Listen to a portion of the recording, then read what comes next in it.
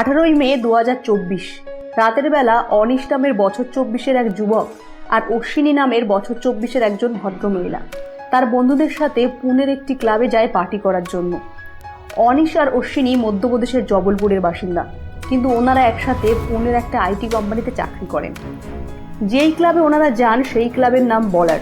আর এখান থেকে প্রায় 3 কিলোমিটার দূরে বেদান্ত আর তার 12 জন বন্ধু কোশি নামের একটি ক্লাবে মিট করে।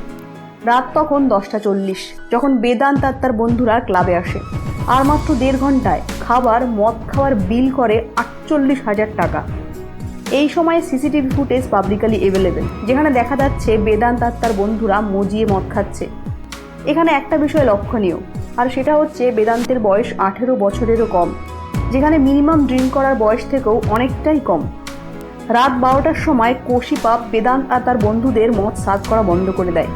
এরপর এরা এখান থেকে বেরিয়ে মেরিয়েট সুইটসের ব্ল্যাক নামে একটি ক্লাবে যায়।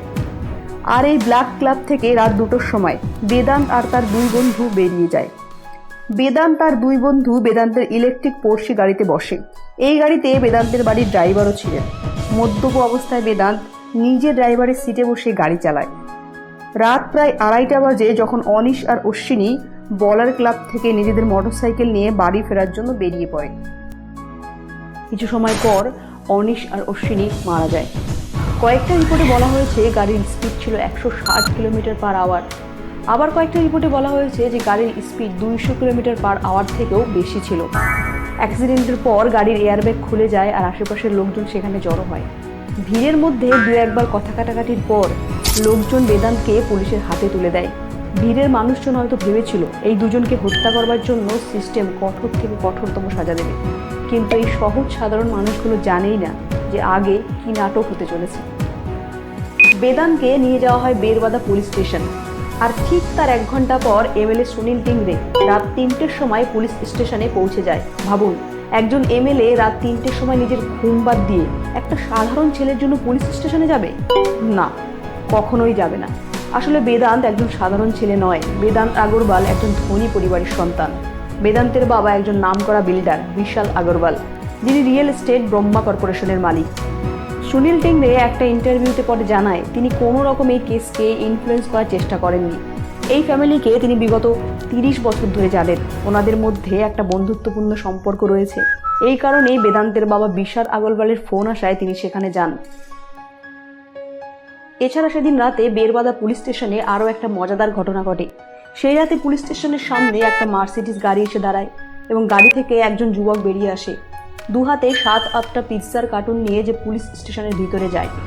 পুলিশ স্টেশনের বাইরে থাকা রিপোর্টার এই রিপোর্ট জানিয়েছে থানার ভিতর পিৎজা পার্টি হচ্ছিল। সকাল 6টা নাগাদ সুনীল টিংরে পুলিশ স্টেশন ছেড়ে বাইরে বেরিয়ে আসে। তার কিছু সময় পর সকাল 8:26 বেদান্তের নামে এফআইআর করা হয়। এফআইআরে যে সেকশন ফাইল করা হয় তার মধ্যেই লুকিয়ে রয়েছে রহস্য। সেকশন 304 না করে সেকশন 304 এর আন্ডারে এফআইআর করা হয়। এবার আপনার মনে প্রশ্ন আসতে পারে যে সেকশন 304 আর 304 এর মধ্যে তফাৎ কি? দেখুন, সেকশন 304 এ মানে আপনি ভুল করে কাউকে হত্যা করেছেন, আর সেকশন 304 এর শাস্তি সর্বোত্তম 2 বছর। আর সেকশন 304 মানে আপনি এটা আগে থেকেই জানেন যে এই ভুল করলে আপনি কাউকে হত্যা করে দিতে পারেন, এরপরও আপনি এই ভুল করলেন। আর সেকশন 304 এর শাস্তি সর্বোত্তম 10 বছর। এবার আপনি ভাবুন, যে হত্যা আপনি না জেনে করেছেন নাকি আপনি জেনে শুনে ভুল করেছেন যার ফলে কেউ মারা যায়?